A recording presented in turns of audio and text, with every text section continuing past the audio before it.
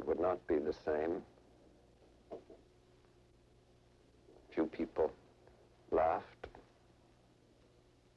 Few people cried. Most people were silent. I remembered the line from the Hindu scripture, the Bhagavat Geeta. Vishnu is trying to persuade the prince that he should do his duty, and to impress him takes on his multi-armed form and says, "Now I am become death, the destroyer of worlds."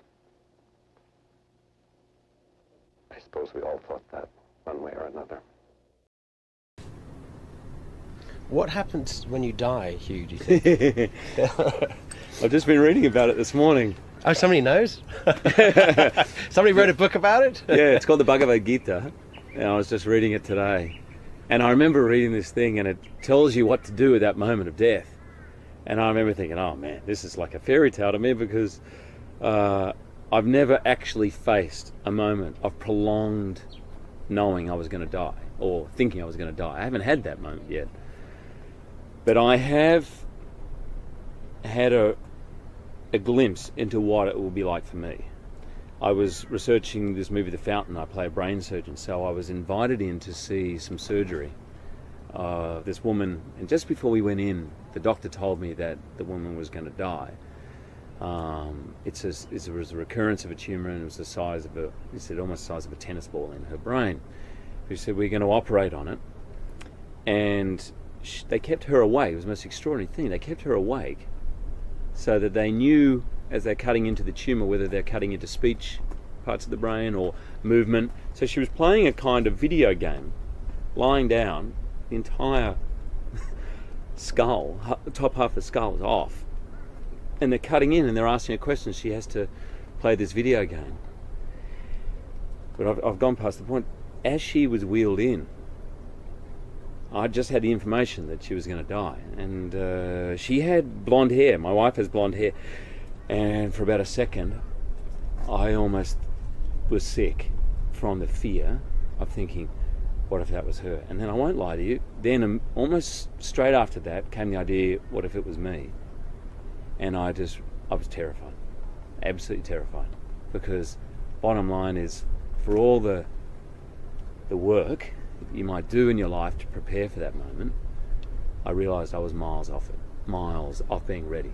I mean, I think if I could aspire to anything, that great story about Socrates on his death, when he'd taken the poison, and the poison was going through his body, and he's explaining how it's going up his body, and he's starting to go numb in his feet, and his disciples, I suppose, for want of a better word, are crying, and he turned to him and says, "Why are you crying? I've prepared my whole life for this moment." And he was fine with it. He was absolutely fine. And in fact, quite calmly explaining what was going on in his body, because he wasn't attached to his life in the same way he wasn't attached to death. I think death, you said at the beginning of this interview, you said, I'm going to ask you a very simple question. What is God?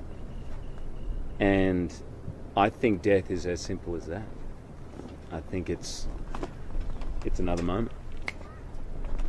It's another moment that we live through. And my feeling is,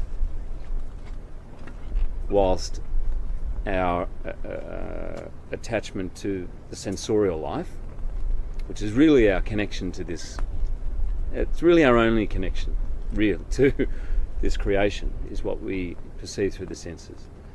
That goes, that somehow the soul, or the God within you, kind of carries on. I don't know. Maybe it takes. I've read lots of different things. You go into some kind of waiting area, you take on another body. I mean, I grew up with the whole idea of heaven and hell, and there'll be judgment. And I think there probably is, but I think it's just more simple, cause and effect. Whatever happens beyond death will be due to what's been going on in your mind at that moment of dying. What about the concept